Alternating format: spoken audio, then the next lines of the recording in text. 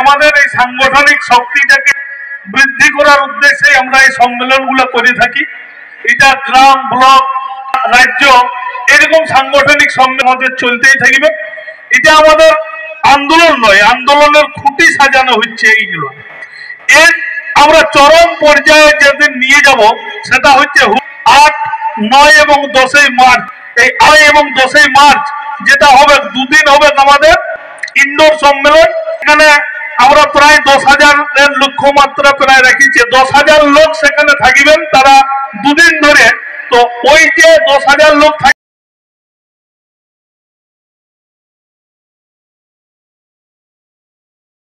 এমপিরা কিন্তু এতদিন ধরে নীরবতা পালন করেছিল। তো এই নীরবতা ভাঙাই ছিল কিন্তু এই এলাকায়, এই জায়গাটায় আপনারা দেখেছেন যে আমাদের পশ্চিমবঙ্গের মানে রাজপুত্রই বলা চলে, সেই অভিষেক ব্যানার্জি আসার সময় এই এলাকায় কিছু নাকি ঘটনা ঘটার পরে আমাদেরকে কিছু লোককে অযাচিত মামলা দেওয়া হয়ে গেছিল। এরপরে রেল আন্দোলনের একটা আমরা ডাক দিয়েছিলাম, সেইটাকে বন্ধ করার জন্য অজিত বাবুর নামে আর কি একটা ভিডিওকে টুকলি করে সেই ভিডিওটাকে চালাই করে কিছু মামলা দেওয়া হয়েছিল। তো এইভাবে আমাদেরকে অযথা কিন্তু জেলবন্দি করা হয়েছিল। তো অথচ সেই এমএলএ এমপি গুলো এখনো কিন্তু আমাদের এই কুর্মীর এত লোককে জেল খাটাইলেও, এত লোক পরিশ্রম করে ডহর ছেঁকা, জিগির জিতা, রেল আন্দোলন, দিল্লি যাওয়া, কলকাতা যাওয়া, এতগুলো করার পরেও এদের ইঁদুর গর্তয় কিন্তু ঢুকে আছে। তো এদের ইঁদুর গর্ত থেকে এমএলএ এমপিদেরকে বার করানোর একটা সিদ্ধান্ত নিব। মানে সিদ্ধান্তটা কিরকম, মানে ইঁদুরকে বার করতে গেলে আমাদের কি করতে হয়, ধোঁয়া দিতে হয় না, অকমকা করাইতে হয় না ধোঁয়া দিয়ে। তো আমাদের এই ঝাড়গ্রামে আমাদের ওইখানে যখন আন্দোলনকারীরা, যদিও মানে সাংগঠনিক ভাবে আমাদের সংগঠনে ছিল নাই, যারাকে জেলে দিয়েছিল তাদেরকে কিন্তু ছাড়ানোর জন্য আমরা ঝাড়গ্রাম শহরকে সেই ইঁদুর ঢুকে দিয়েছিল। ফলে ওদের কেস কাছারি একটু লাগু হয়েছিল। তো আমরা সোশ্যাল মিডিয়ায় দেখছি অনুপ মাহাতোর নাকি ওই কেস থেকে নামটা তুলে নিয়েছে, নাকি চার্জ শিটে নাই। তাইলে ভিতরে ভিতরে কোনো সমস্যা আছে নাকি? একটা লোককে বাদ দিল, বাকি লোকগুলো থেকে গেল। হ্যাঁ, সমস্যা কিছু করি আছে নাকি? মিলিজুলি হয়ে যাচ্ছে। তো আমাদেরকে কিন্তু সিদ্ধান্ত নিতে হবে যে মিলিজুলি যারা করছে তাদেরকেও কিন্তু বুঝাই দিতে হবে যে আমরা কি জন্য আন্দোলন করছি। কাউকে এমএলএ করছে না এমপি করছে, আন্দোলনটা কি জন্য করছে, আমার পরিচয় খুঁজে পাওয়ার জন্য না। তো যারা ওইরকম আছে করে আপনাদেরকে বুঝাবেন, যারা ওই আঘাত করে আন্দোলন করতে চাইবে লোক দেখানো, তাদের হয়ে আমরা যদি মাঠে ঘাটে নামি তাইলে কি হবে, সরকারের কি ওই ধোঁয়া দিয়েটা হবে, ধোঁকা দিয়েটা হবে? তো এই ধোঁকা দিয়েটার জন্য আমরা ওই ঝাড়গ্রামে যেমন লোক করেছিলাম, তো এই লোকটা করবো আমরা হুলহুলির টাড়ে।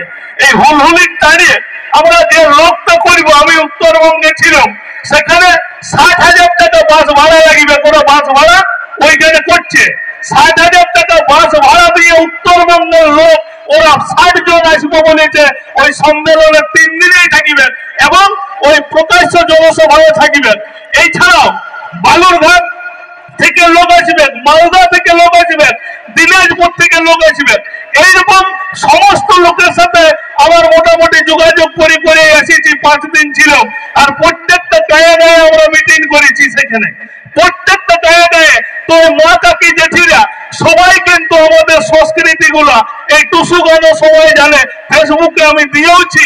হয়তো একটু সুরটা বদলিয়েছে, ওনারাও আমাদের মতো গোরাম পূজা করেন, সমস্ত কিছু রীতিনীতি ওনারা মানেন। অথচ আমাদের এই ঝাড়গ্রাম এলাকার কিছু কুর্মী নিজেরাকে এখন টের হয়ে উঁচু মানে সাদা চাউড়ার কুর্মী মনে করছে, টের হয়ে সাদা চাউড়ার কুর্মী মনে করছে নিজেদেরকে। কিন্তু না তো, না কখনো ছুচালো হবে না, চেষ্টাই হবে। এটা ভাবে দেখবেন, টের হয়ে বড় হইতে চেষ্টা করলেও ওই রাম মন্দির উদ্বোধন হচ্ছে, শুনেছেন না? কালকে প্রাণ প্রতিষ্ঠা হবে, জানেন তো?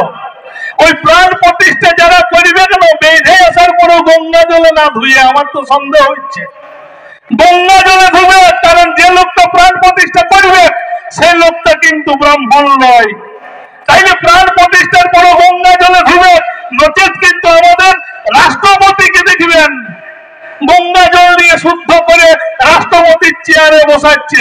তাইলে আপনারা যতই নিজেদেরকে ওদের সমকক্ষ মনে করুন, যতই ওদের সাথে একতালে তাল মিলানোর চেষ্টা করুন, আপনাকে কিন্তু কখনো ওই মাঝে ঘরে ঢুকতে দিবে নাই, ওই বারান্দায় বসে থাকতে হবে, খাটপাটেও কখনো আপনাকে বসার সুযোগ দিবে নাই।